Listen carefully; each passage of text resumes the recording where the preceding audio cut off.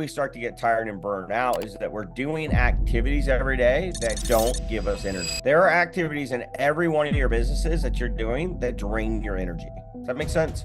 But tell us what it takes to build a successful team, like what it takes from going from a lone ranger, a technician where you're working in your business and you're doing everything, all the way to kind of getting yourself in the owner's box where you're working, being able to work on the business and oversee it as opposed to being in it. I mean, the easy answer is culture. You know, you have to have the right culture. That's the easy answer. How we build the culture is the hard answer. You know, how do we get to building the proper culture? How do we get things done through others?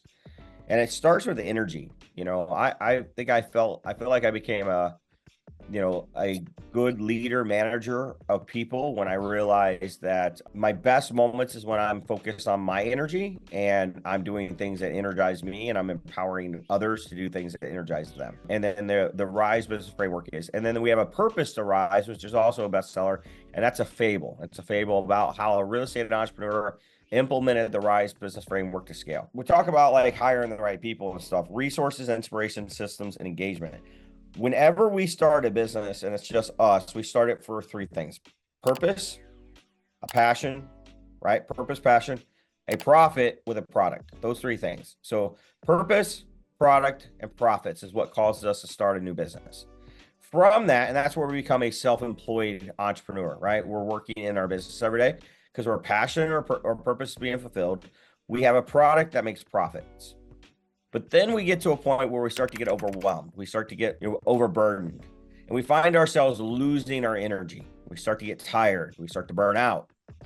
And the reason why we start to get tired and burn out is that we're doing activities every day that don't give us energy. There are activities in every one of your businesses that you're doing that drain your energy. Does that make sense? And so we have to get people to do the things that give them energy and take away the things that take our energy from us and give it to them, if that makes sense to you. So my very first step in a new business is, what are the things that I shouldn't be doing? Okay. And so actionable steps here is to take time and write down all the things you do every day for 2 weeks. Recap your day and then write the word end next to each task that you do every day. The word end stands for energy, neutral, or de-energize. And I want you to practically think through each one of the tasks you did every day if you're a solopreneur in your business, and I want you to circle END to what it applies to. If that task gives you energy, circle that. I want you to do more of that. If the task is neutral, it doesn't give you energy, but it doesn't steal your energy, then you may, and if you have time, you'll take time to do those things. But anything that falls on your plate that falls in the category of de-energize, then I want us to delegate those things. I want us to start hiring someone else to do them. One of the biggest mistakes I see entrepreneurs make or solopreneurs make is they hire positions in their company when they first get started. I don't want you to hire a position.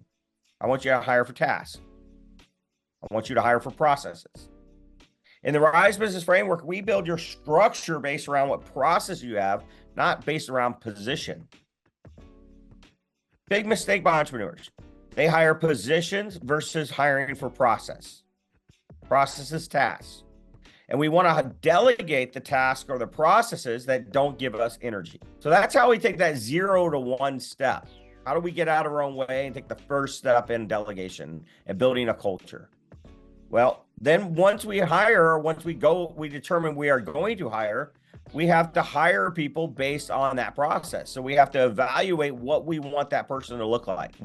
First thing is they have to have a desire to do those processes or those tasks. Second is they have to have the natural behavior that complements that process. If the process requires them to be agnostic in decision-making, to have high drive, to have social skills, and have a tolerance for risk, then we have to find a person that has that natural behavior.